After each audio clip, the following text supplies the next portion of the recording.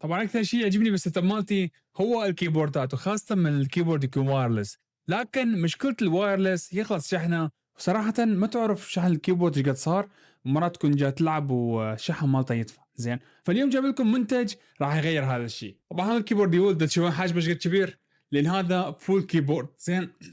بعد صوت لأن هذا فول كيبورد همين بيه الأرقام مال الحاسب هنا زين، فخلينا نفتحه.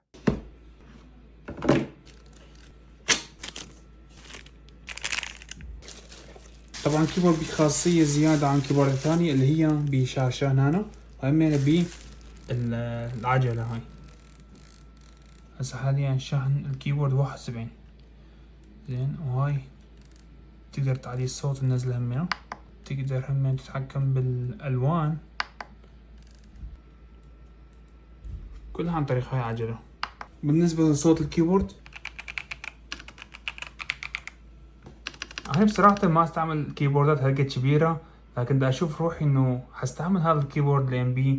خاصية الشاشة على مود أعرف شحن الكيبورد شقد.